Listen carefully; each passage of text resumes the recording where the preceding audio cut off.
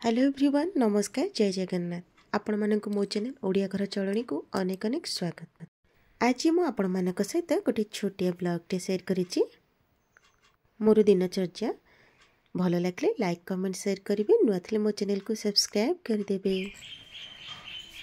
शीत दिन रे कुहुड़ी भरा एई सकाळ समय बहुत ही सुंदर लगे, किंतु काम करबा समय रे हाथ गुडा किछि काम करेनी।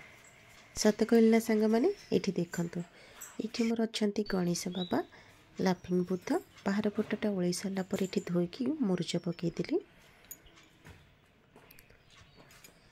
मोर बाहर पटटा आपण मानक देखा केमिति कुहुड़ी एत जोर हो रास्ता घाट मध्य दिशुनी। सकाल सकाल ये गाधुआ पाधुआ सारी देछि, ठाकुर पूजापी चलिली। प्रथम गणेश पाखे कलशटे बसईदेवी, से कलश पानी आंब डाल आ फूल को रखीदेवी।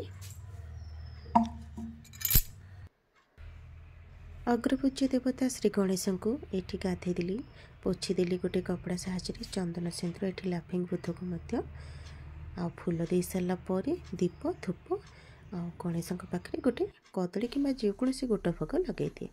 ये आसी सारी मु गैस रे पानी को उषुम करके टिके घी को तरले देकी मु सकाळे खाली पेटे खाए।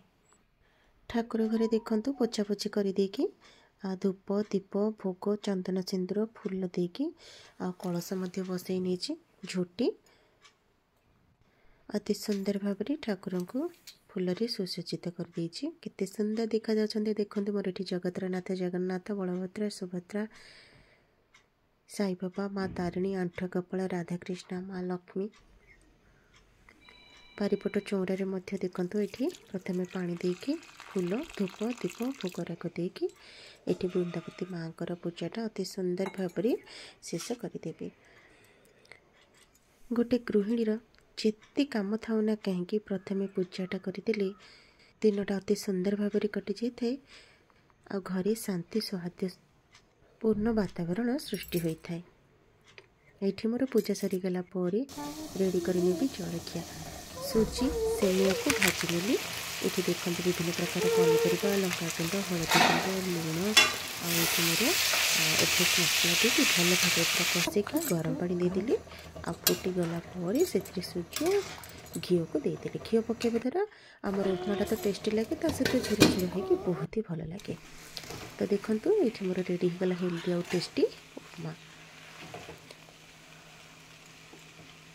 बाबा आनी ये देखूँ रोही माछ को भल भाव धोई देती, धोई सारिकी से लुण हलदी गुंड आउ लंका गुंड टिके टिके सोरष तेल देकी गोलिकी रखीदेली। ये देखूँ बासन को माजिकी बासन स्टाण्ड रे थोई देछि।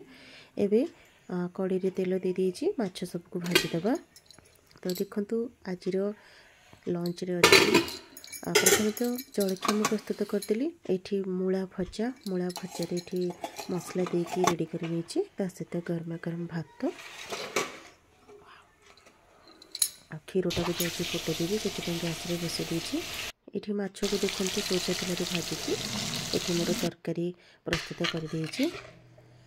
जेहेतु आम समस्ते खाई सारी तो वीडियो बनवाटा मोर लेट हो गला। देखो ये भाव में बनई। ये देखु मामी को एत जोर ठंडा जे कहते ये टोपी सहित साल धरिकी बसचंती। पुआ देखो ये जलखिया आनी रोल आलू चप सिंगड़ा बाबा को पुआ खाइले सहित मु मामी मध्य खाई देथिलु। आ संध्या समय मामी मोर बुली जाइथिलु। यही मोर गोटे छोटिया ब्लॉगटे। आशा करी आपण मानक समस्त को बहुत ही भल लगी।